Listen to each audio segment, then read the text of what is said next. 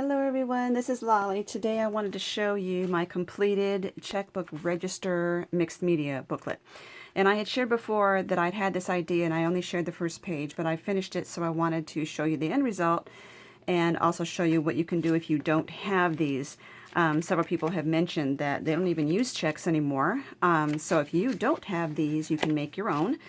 And you'd probably be better paper anyway than what these are. They're so thin. In my first video, I had recommended either using gel medium to stick 2 pages together to make them thicker, or using a glue stick. In retrospect, I would really recommend using some kind of medium, gesso or gel medium, to put the pages together as opposed to the glue stick. Okay, that said, excuse me, this is my completed one. I'll bring that up closer. So I had glued 2 to 3 pages together for every time that I did this. So that was the first page. Second page was kind of coffee themed. And I do a lot of rubber stamping too. Third page. The fourth. Fifth. This is all handwritten here. Sixth. A lot of gold. See if I can get that to shimmer. And seventh. I had a lot of trouble with this one. It just kept smudging, and I don't know what I did differently, but I did spray some matte fixative on it when I was done, so hopefully to stop it from smudging anymore. So again, if you do not have these, what these are is a 6-inch square of paper and then folded in half. So I just went through my recycle bin and took out anything that I thought was flat enough or had enough area on it to cut 6-inch squares. This is a cover of something. It's very tough. So I thought that would be a really good cover for my book. I also thought I would try to do one of these window plastics in there. And this is a Joanne coupon. This is a flyer, another flyer.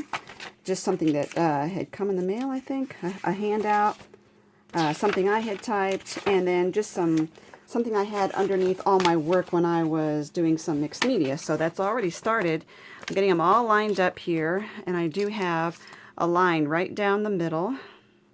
No, I want to go this way actually. I have a line right down the middle, so I know where halfway is. I want to make sure that one window is there. Yeah, I want to make sure the window is going this way on that one. And I'm just going to take the stapler in here and staple along that middle. And I have marked my stapler so I know where the staples are coming out. Which side is that on? Ah, my mark has come off. Can you believe it? Oh, great. There it is. Okay, so I can see where that's coming out. I know where the staples are coming out. I'm going to get this 3 staples here. If you don't want to staple it or your stapler doesn't reach, you can sew it, hand sew it, poke holes and weave around there. Do pamphlet stitch. I have a video on how to do pamphlet stitch. So there's that. Voila! It's one of those made totally out of scrap paper that I was going to recycle anyway. So I think this one will be interesting here with that window in there to see what I can do with that. I don't know yet. Now, one thing I had realized is that if you have if you're using 8.5 by 11 sheets that come in the mail, and you do a 6-inch square, you're only going to get 1 on each piece of paper, because that's 6, and then this is only 5 left over. But if you, instead of doing 6-inch squares, do 5.5-inch squares, then 5.5 and 11, you can get 2 on each one. So this would be the size of the finished product, just a little bit smaller than the booklet you see here, compared up to here. Just a teeny bit smaller, but you could get more out of each one of these. I figure I like this size here.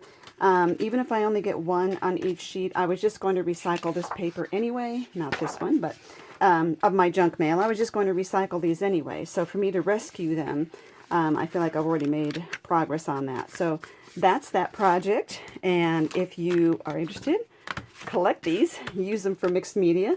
Go through your recycling bin, collect those, and use them, turn them into some art. What I love about this was the ability to just sit down and spend 5 minutes just covering, put a coat on there, and I could walk off, let it dry, or I could blow dry it. But I was able to work in little snitches of time because I didn't have time to sit down and do a huge project. So I will give you the link to when I first shared this underneath this video. If you read the description, you'll have the first video about this. Thank you so much for watching.